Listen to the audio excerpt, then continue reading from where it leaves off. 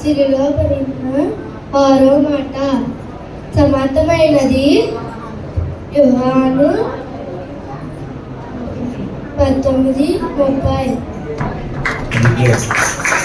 6వ మాట మరి కృప సండే స్కూల్ టీచర్ వచ్చి మాట చెప్పాలి.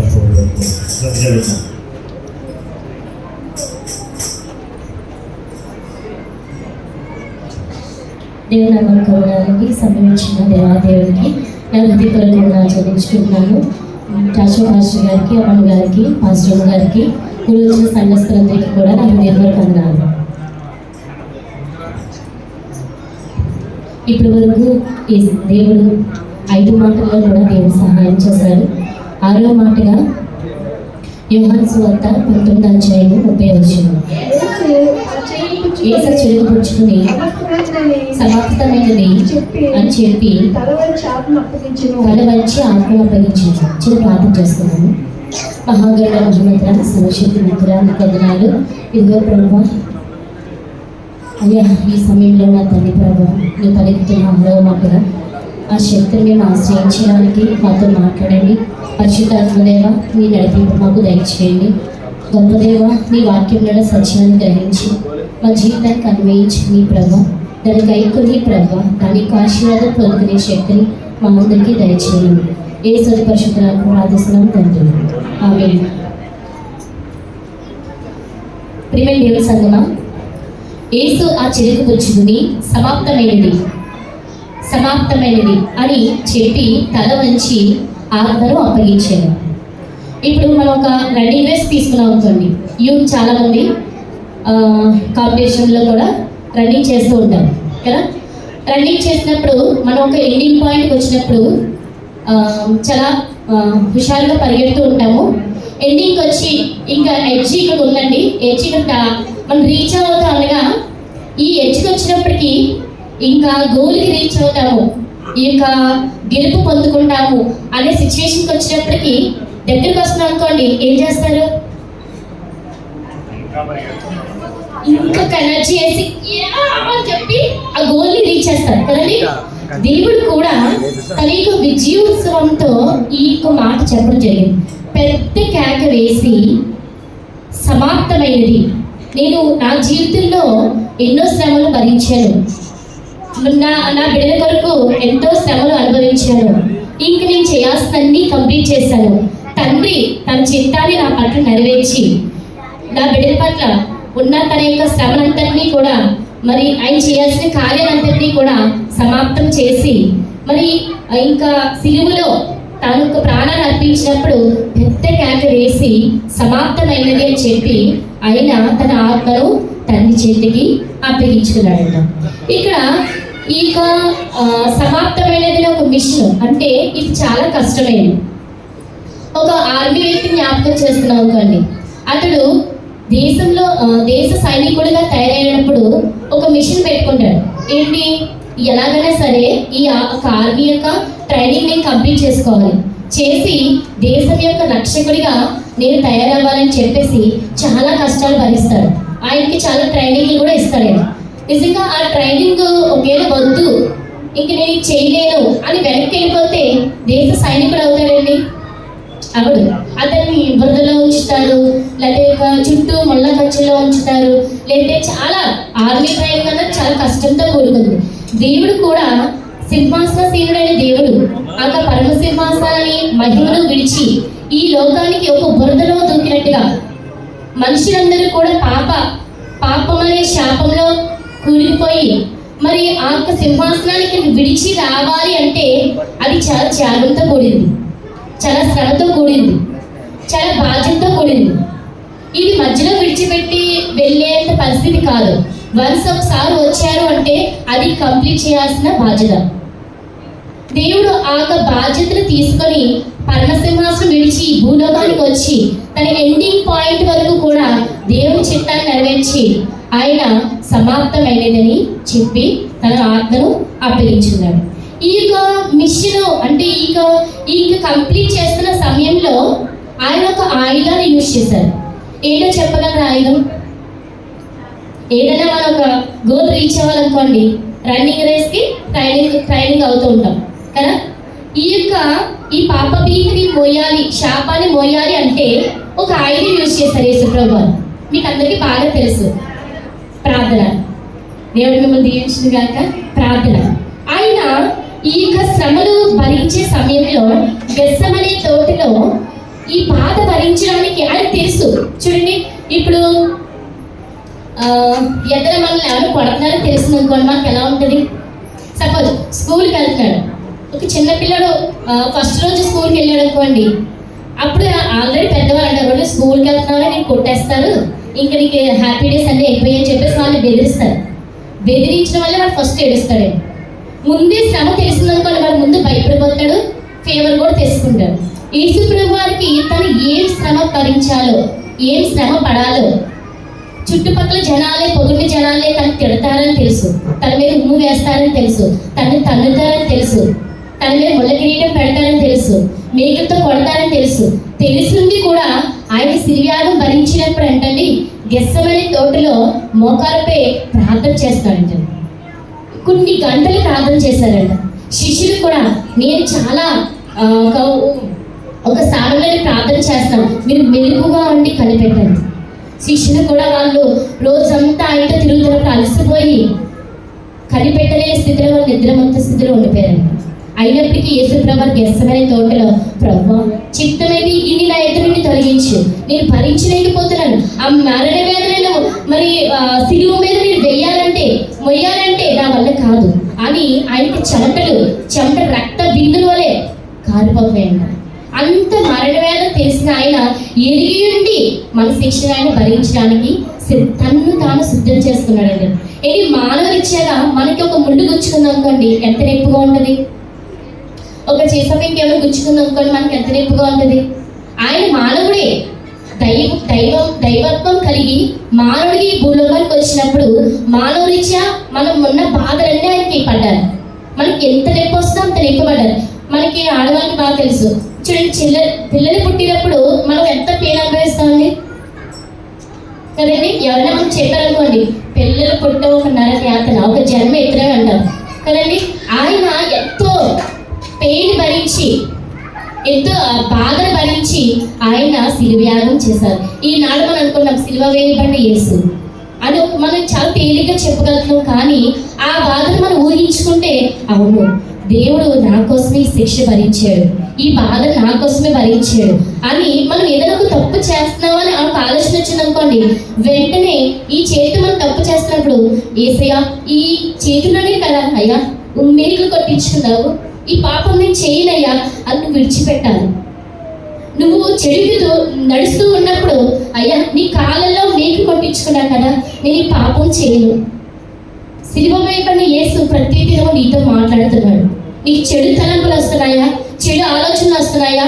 యవనస్తుడిగా నేను అసలు ఉండలేకపోతున్నానక్క, నేను దేవుడి మార్గంలో నడవలేకపోతున్నానక్క, నేను దేవుడి వాక్యం చెప్పలేకపోతున్నానక్క, చదవలేకపోతున్నానక్క, ప్రార్థన చేయలేకపోతున్నానక్క అన్నప్పుడు దేవుడు నీతో మాట్లాడుతున్నాడు. నేను ఒక్కసారి తీర్చు, సిలువపై ఎలా పడుతున్నాడని ఒక్కసారి జ్ఞాపకం చేసుకో. నువ్వు ఎందుకు పాపానికి దగ్గర అయిపోతున్నావు? ఈరోజు నీతో నేను సూటిగా మాట్లాడుతున్నాను.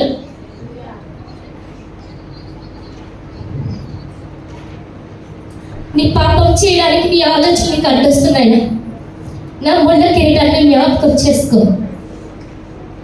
పాపం చేయడానికి పాదాలు పరిగెడుతున్నాయా? కాలంలో ఉన్న మీకు జ్ఞాపకం చేసుకో. నిలువెత్తున నేను అడిగిపోయాను, నిలువెత్తున నేను చితుకు కొట్టకు పోయాను. నా సిలువ బాధ నీకు అర్థం కావడం లేదా? ఇంకా నువ్వు సరి చేసుకోలేని స్థితిలో ఉన్నావా? ఈ రోజు నువ్వు సరి చేసుకోగలవా? నీ జీవితాన్ని నాకు సమర్పించగలవా? స్వంత రక్షకునిగా నన్ను అంగీకరించగలవా? ప్రియమైన బిడ్డ, దేవుడిని నడుచున్నాడు.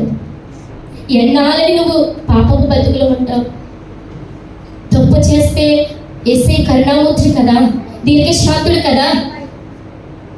ఆయన సన్నిధిలో మోకరించి ప్రార్థన చేస్తే క్షమిస్తానన్నాడు కదా. అని నువ్వు నిర్లక్ష్యంగా తిరుగుతున్నావా? ఆయన ఆలస్యం చేసే దేవుడు కాదండి. దేవుడు నీతో మాట్లాడుతున్నప్పుడు మనం సరి చేసుకుంటే మన జీవితాన్ని ధన్యం చేసే దేవుడు. ప్రియమైన దేవుని సంగమా, ఇక్కడ సమాప్తమైన దాని మీద కొన్ని విషయాలు మీతో మాట్లాడాలనుకుంటున్నాను. సమాప్తమైన అనేది ఒక గ్రీకు పదమే. టిటిలిస్తాయి ఒక గ్రీకు పదం నుండి ఇది వచ్చింది. ఎందుకంటే ఇక్కడ సమాప్తమైనది అంటే it is finished. It is finished. But I'm not finished. నేనేం చనిపోలేదు, నా పనిని మాత్రమే నేను కంప్లీట్ చేశాను. తండ్రి కుమారుని నా ప్రజల కొరకు నువ్వు ప్రాణం పెట్టగలవా? అనేక మంది ప్రవక్తలు వచ్చారు. మోషే, ఏలియా, అనేక మంది ప్రవక్తలు వచ్చారు. దేవుడు వస్తాడు, దేవుడు కార్యం చేస్తాడు, మీ పాపను ఒప్పుకోండి అని ఎంతో మంది ప్రవక్తలు చెప్పారు. కానీ ప్రవక్తల మాట ఎవరు కూడా నమ్మలేదు. యేసుప్రభువు వారు ధర్మశాస్త్రం ఎవరి ద్వారా వచ్చిందండి? మోషే ద్వారాగా ఇజ్రాయేలీలకు దేవాది దేవుడు అనుగ్రహించాడు కదండి. ధర్మశాస్త్రం అంటే ధర్మాన్ని బోధించేది. మనుషులు ఏ విధంగా జీవించాలి ఈ లోకంలో. తప్పు చేసావంటే దానికి శిక్ష అనుభవించాలి. కంటికి కన్ను, పంటికి పన్ను. నువ్వు తప్పు చేసావంటే దానికి ఇమ్మీడియట్గా మరణ శిక్ష. అంతే, దానికి ఇంకా ఏది చేయలేదు. లేదంటే దానికి పాపానికి ఏం చేయాలి? ప్రాయశ్చిత్తం జరిగించాలి. ఆనాడు ధర్మశాస్త్రంలో చెప్పినట్టుగా ఈ తప్పు చేసామంటే దీనికి సంబంధించిన బలిని అర్పించాలి. ఇలా చాలా మంది ప్రవక్తలు చెప్తున్నారు, బలిని అర్పిస్తున్నారు. ఇదంతా చాలా రొటీన్గా జరుగుతూనే ఉంది. అప్పుడు తండ్రి ఆలోచించాడు, ఎవరిని పంపించాలి, నేను ఎవరికి ఈ లోకానికి పంపించాలి? ప్రవక్తలు చెప్పిన మాటే వినట్లేదు. ఎన్నో విధాలుగా నేను మాట్లాడుతున్నాను, అయినా వాళ్ళు వినట్లేదు. అప్పుడు తనే ప్రియమైన కుమారుడిగా మారి ఈ లోకానికి దేవాది దేవుడే పశువుల పాకలో దీనాది దీనుడిగా జన్మించి మన కొరకు చిన్నతనం నుంచి మరి తండ్రి యొక్క చిత్తాన్ని నెరవేర్చి ఆయన ముందుకెళ్ళారు. ఈ సమాప్తమైన స్థితిలో ఆయన చేసిన ప్రతి పని కూడా తండ్రి చిత్తాన్ని బట్టి సమాప్తం చేసుకుంటూ వచ్చారు. తండ్రి ఏమేమైతే ఏ పనుల మీదైతే తనకు అప్పచెప్పాడో ఆ పనిని ప్రతి దాన్ని కూడా చేస్తూ వచ్చాడు. రెండోది, లేఖనాలను కూడా ఆయన సంపూర్తి చేశాడు. ఎన్నో లేఖనాల్లో ఆయన కొట్టబడతాడు, నలగొట్టబడతాడు, సిలువ వేయబడతాడు, మృత్యుంజయుడే ఆయన లేపబడతాడు అని ప్రతి ప్రవచనం యెషయా గారు, ఇర్మీయా గారు, మరి యోనా గారు, ఇలా చాలా మంది ప్రవక్తలు మాట్లాడారు. లేఖనాలన్నింటినీ నెరవేర్చాడు. ధర్మశాస్త్రాన్ని కొట్టివేయడానికి రాలేదు, కానీ దాన్ని నెరవేర్చాడు. ధర్మశాస్త్రం ఏంటంటే పాపానికి పరిహారార్థ బలి చెల్లించాలి. కాబట్టి యేసుప్రభువు వారు ఏం చేశారంటే తాను ఒక బలి పశువుగా ఈ లోకానికి వచ్చి పాప పరిహారార్థ బలి, పాపాన్ని పరిహరించాలంటే బలి రూపంలో మాత్రమే పరిహరించాలి. బలి ఏం చేయాలి? మేక రక్తం కానీ కోడల రక్తం కానీ వధించాలి. వధిస్తే ఏమొస్తుందండి? రక్తం వస్తుంది. ఆ రక్తము చిందించబడితే కానీ పాపానికి ప్రాయశ్చిత్తం లేదు. అక్క, మేము ఏ తప్పు చేసామక్క? అంత పాపం ఏం చేసామక్క?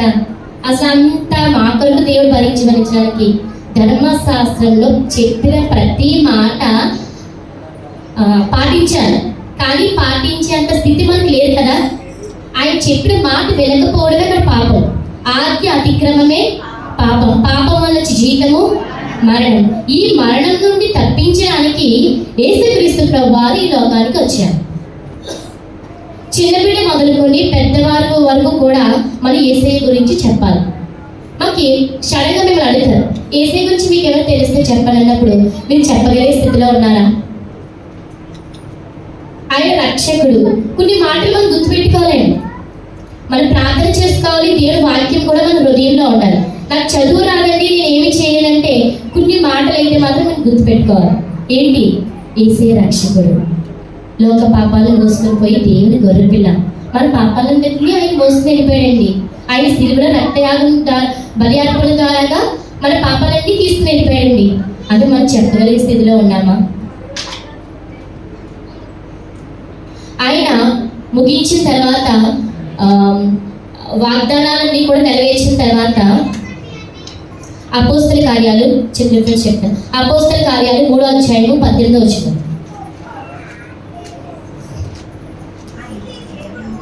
అయితే దేవుడు తన క్రీస్తు సమర్పణని సమస్త ప్రవర్తన నోట ప్రచురపరిచిన ఓకే అయితే దేవుడు తన క్రీస్తు శ్రమపడునని సమస్త ప్రవక్తల నోట ముందుగా ప్రచురపరిచిన విషయములను ఇలాగ నెరవేర్చాడు. ఇక చూడండి, తన క్రీస్తు శ్రమపడునని సమస్త ప్రవక్తల తోట ముందుగా ప్రచురపరిచాడు. క్రీస్తు శ్రమపడతాడు, భూలోకానికి వస్తాడు. ఆయన దర్శనం అన్నది ముందుగానే, కుమారుడు రాకుండానే దర్శనం అనేది చాలా మంది ప్రవక్తల నోట ఆయన బయలుపరిచారంట. నెక్స్ట్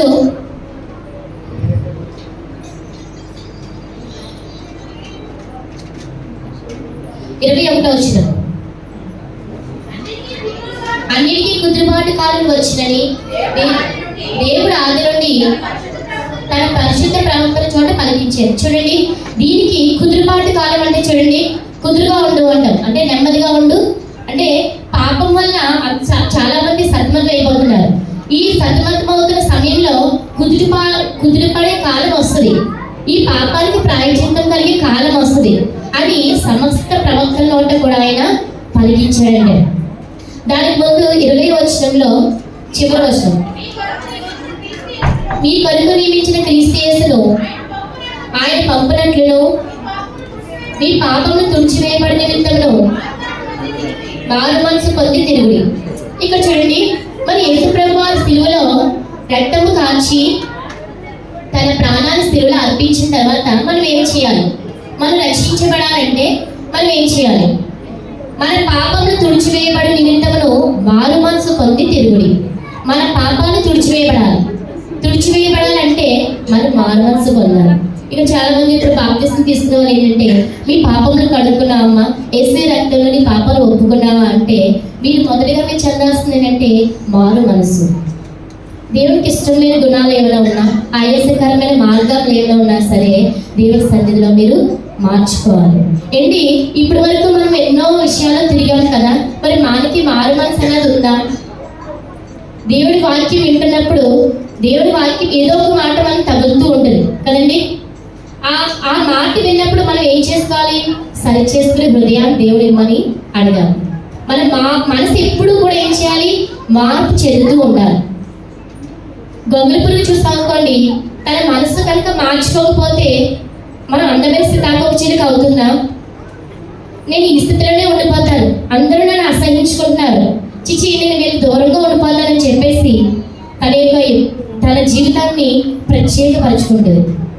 మన జీవితాన్ని ఎప్పుడూ కూడా పరిశుద్ధంగా కాపాడుకోవాలి, ప్రత్యేకపరచబడిన వారిగా ఉండాలి. పేడలో పురుగు చూస్తారా? పేడలోనే ఉంటుంది కానీ అది పేడను అంటించుకోదు. మినిమిని మెరుస్తూ ఉంటుంది కదా, అది పేడలోనే ఉంటుంది కానీ అది తన పేడ అంటించుకోదు. అలాగే లోకంలో ఉన్న మనము కూడా లోకంలో ఉన్న పాపాన్ని అంటించుకోకుండా యేసయ్య కొరకు ప్రత్యేకంగా ఉండాలి. చాలా మంది హిందూస్ చూడండి, మనం ఒక దాంట్లో జాబ్ చేస్తాం అనుకోండి, ప్రసాదం తీసుకొచ్చి పెడతారు. మనం కకృతి పడిపోయి కనుక ప్రసాదం తినేసాం అనుకోండి, అందరిలో ఒకటే కదా, ఇంకెందుకు? కానీ నువ్వు యేసయ్యలో ప్రత్యేకత కలిగి ఉన్నావు, మనకంటే ఒక ప్రత్యేకత ఉండాలి. మనం టెంప్ట్ అవ్వడం అన్నది జరగకూడదు. మనం ఏమైతే నిశ్చయించుకున్నామో అది చేయడానికి ఇష్టపడాలి. దేవుడు ఆయన 33 సంవత్సరాలు లోకంలో జీవిస్తున్నప్పుడు ఆయన ప్రత్యేకంగానే జీవించాడు.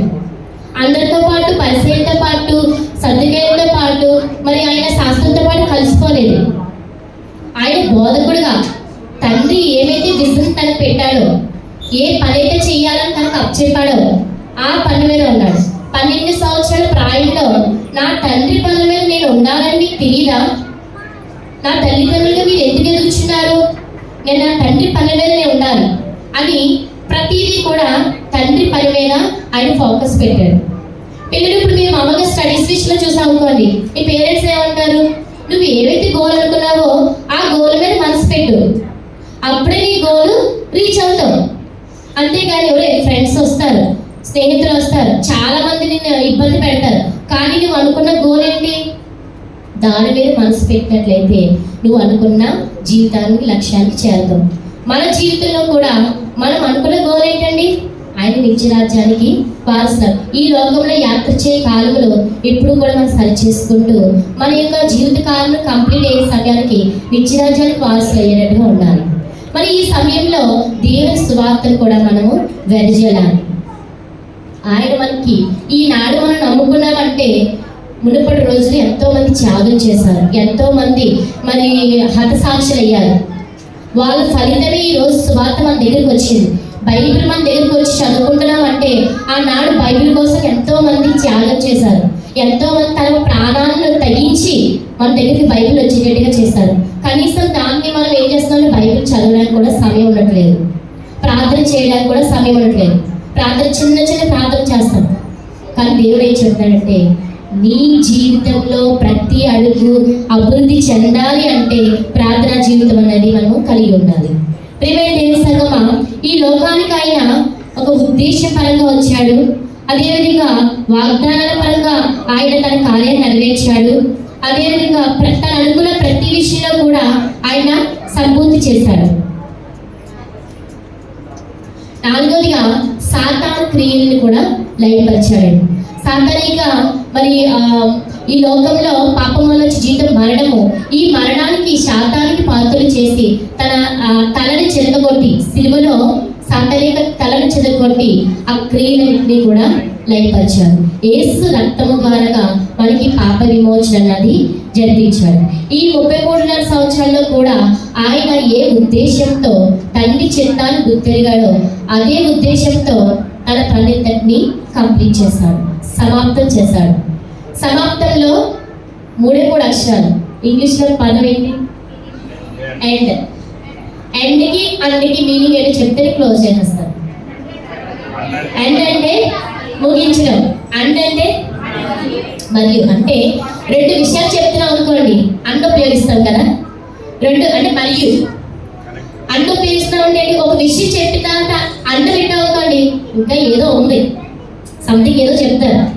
అది ఎండ్ పెట్టాం అనుకోండి, ఏమవుతుంది? మన ఎగ్జామ్ పేపర్ రాస్తున్నప్పుడు చివరిలో మనం ఏం రాస్తాం? ది ఎండ్ అంటే ముగింపు, ఇంకేమీ లేదు. దేవుడు కూడా తన పని చేసి ద ఎండ్, ఇంక నేను అన్నీ కంప్లీట్ చేశాను, ఇంక మీరు దీని గురించి టెన్షన్ పడాల్సిన అవసరం లేదు.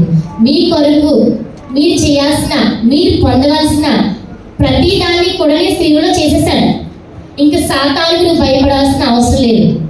ఎందుకంటే నీ పాపాలను నా వీపు మీద వేసుకున్నాను. ఒక కాయిన్ చూడండి, కాయిన్ ముందు మనకి ఏం కనిపిస్తుంది? దాని విలువ, ఒక పైసకి విలువ తెలుస్తుంది. అంతే, ఆ కాయిన్ వెనకాల ఏముందో మనకు తెలియదు.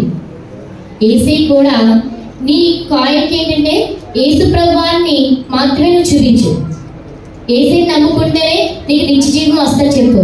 సిలువ వెనకాల ఆయన పడిన బాధ, వేదన అంతా కూడా ఆయన భరించి వేశాడు. నీ పాపనంతటినీ కూడా వెనక్కి వేసుకున్నాడు.